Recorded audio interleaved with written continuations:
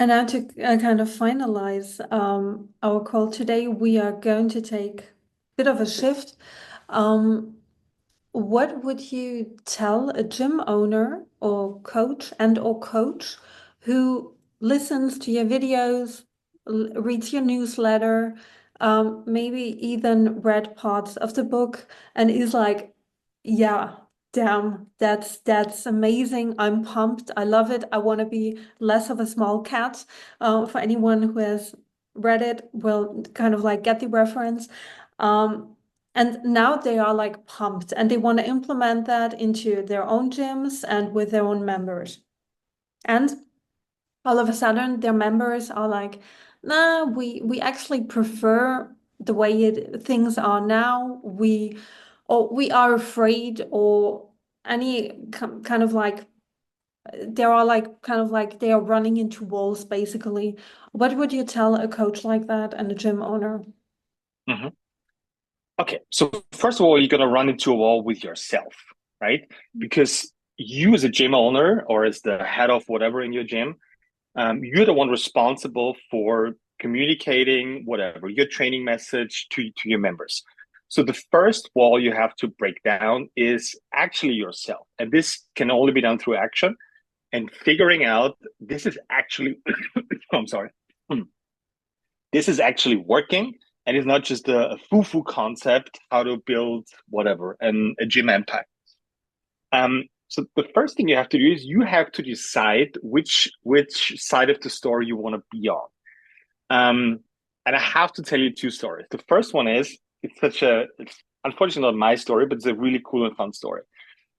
So there's three people from an advertising agency entering a plane. Did I tell that story already? If yes, I'll cut it short. No, you did not. I think you Okay, told me, but not on the okay. podcast. Cool. So three guys or girls, whatever, from an advertising agency are entering a plane because they have to go to a client's meeting, right? Perfect. So there's one designer, there's one copywriter, and there's one from the financial department, right? Because taking care of numbers is essential. So those hop on a plane, they open up the overhead bin, and the genie pops out and it's like, oh, well, I'm so thankful. I've been here for 355 years, and everybody gets a wish now. Okay, the designer starts and says, okay, cool. I always wanted to live the life of Leonardo da Vinci, like the engineering and the designing and the times that he lived in. Like I want to go back to those times. Boop, disappears. Genie grants him the wish.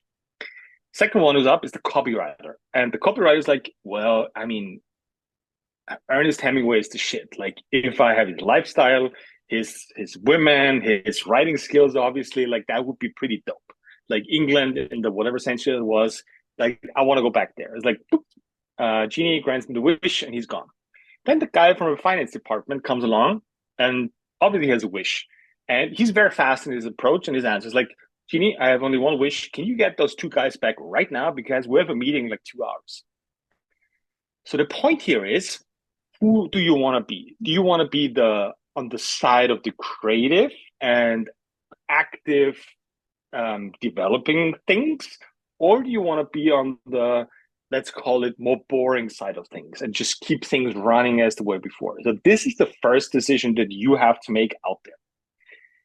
If you're more on the let's say on the creative side, more exploring stuff, and it sounds like a good idea, there's only one thing you have to do is do something. Try it, take action. In the book, there's templates, try them out, do it a couple of times, educate yourself, um, get back into the toddler mindset.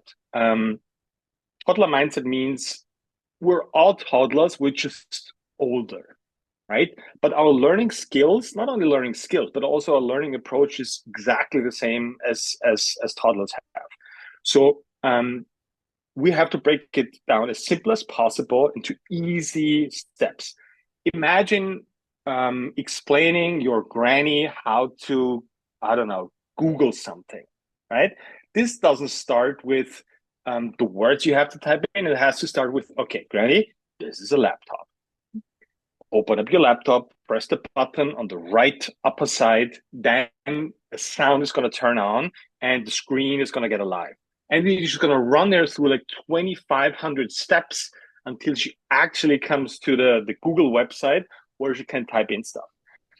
This is the toddler mindset that we have to get back to. And how's that possible in training? Well, I hope I'm breaking it down in the book, but do something with it. Like we have to do stuff in order to learn.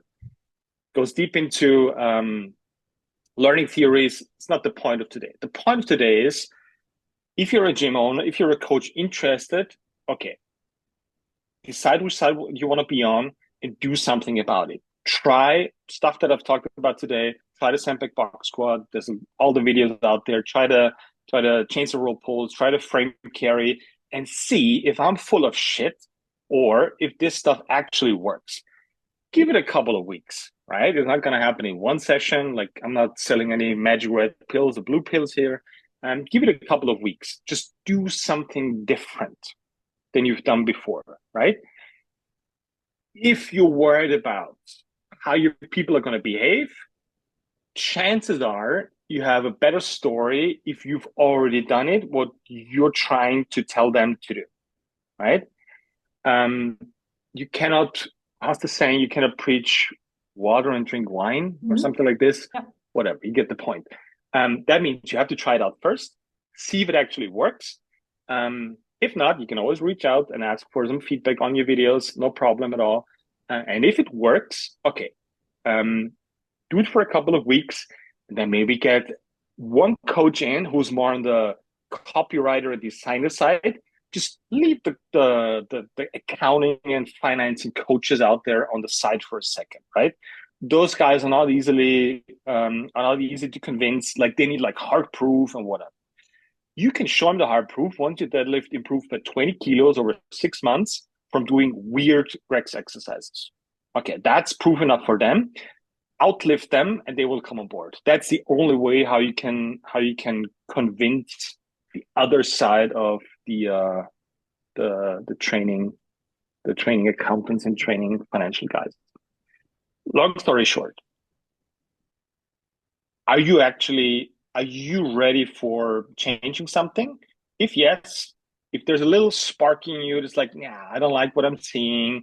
I'm tired of seeing all this. It's the same unmotivated people every day in my gym. My coaches don't want to train with me. They're not listening to me. If something is in there, I was like, this is not right. Try it out. Dig deeper into it. See if it works for you. If it works, get somebody in there. Take a couple of months, maybe a year. And once you're a year in, you start slowly bringing this to your members. There's a lot more stories to tell how I did it, and it was not the best way how I did it. But we'll keep that for another conversation. Okay. That's all the questions we have for today. Sweet.